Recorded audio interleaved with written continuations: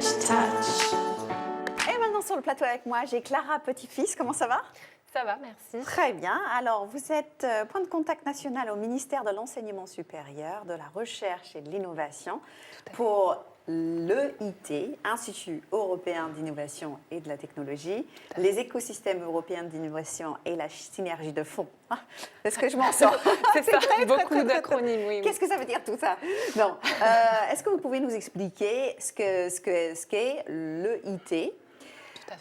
D'abord, je pense qu'on va commencer par ça et on va élargir. Tout à fait. Alors, l'EIT est un instrument qui est prévu dans le programme européen Horizon Europe. Donc, juste pour resituer, le programme Horizon Europe, c'est un programme cadre européen qui est dédié au financement de la recherche et de l'innovation. D'accord. Sur la période 2021-2027, avec un budget dédié de 95,5 milliards d'euros. D'accord, très bien. Donc, pour resituer l'EIT appartient au troisième pilier d'Horizon Europe qui s'appelle Europe plus innovante, qui propose plusieurs instruments, donc l'EIT, mais aussi le Conseil européen de l'innovation, par exemple, pour soutenir et financer l'innovation, et notamment l'innovation dite de rupture. D'accord. Donc, donnez-nous peut-être quelques exemples de types de projets sur lesquels vous travaillez. Alors, donc moi, je couvre l'EIT. C'est un institut qui a pour objectif, depuis son origine, donc en 2008, il a été créé dans le cadre de la crise financière et l'Union européenne souhaitait penser un instrument qui permette de véritablement transformer la recherche en innovation, de permettre l'émergence de services, produits innovants, pour booster la compétitivité et la croissance européenne. Et donc, cette EIT, pour se mettre en œuvre, il s'opère vis-à-vis de ce que l'on appelle les KIC, donc des Knowledge and Innovation Communities, ou communautés de la connaissance et de l'innovation, actuellement au nombre de 8 en Europe. Donc, ce sont des communautés thématiques. Par exemple, il y a une KIC digitale, une KIC climat, une KIC santé, pour en citer que 3.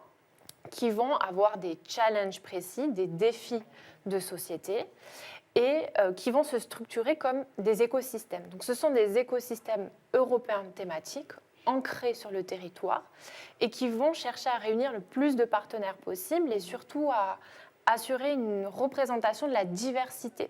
Donc, au sein de chaque écosystème, il va y avoir par exemple des grands groupes industriels, des startups, scale-up, PME, mais aussi des organismes de recherche, des universités. Et la raison de ma présence aujourd'hui est qu'en 2022, dans le cadre d'Horizon Europe et de l'EIT, une 9e KIC va être créée, la KIC Industrie culturelle et créative. Ah, super. Est-ce que vous pouvez nous en dire un petit peu plus sur ce Oui, bien KIC? sûr. Alors déjà, peut-être un petit point temporalité pour s'assurer que les personnes qui seraient intéressées sachent quand se tourner vers cet instrument. Donc il y a un appel à proposition qui est sorti en octobre, qui se clôture le 24 mars prochain. D'accord, donc il reste du temps, encore. Donc à l'issue duquel, il va y avoir un consortium qui sera sélectionné.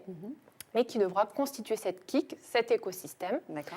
Donc, cette KIC industrie culturelle et créative, elle n'existe pas encore, mais on peut déjà dire qu'il s'agira donc de l'écosystème européen autour des enjeux des industries et secteurs culturels et créatifs. Et surtout, ce qui est intéressant pour les acteurs français qui pourraient être intéressés, c'est que cette KIC va choisir une approche méthodique qui s'appelle le triangle de la connaissance. Donc, c'est la méthodologie, si vous voulez, de l'EIT qui se calque dans chaque KIC existante et qui vise à articuler 3 points, l'éducation, la recherche et l'innovation.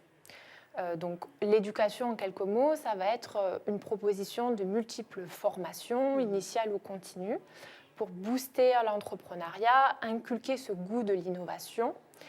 Le volet recherche prendra la forme de projets, principalement collaboratifs, pour favoriser l'émergence d'idées, la conception de produits, services ou processus innovants, donc toujours dans le secteur thématique ciblé par la KIC.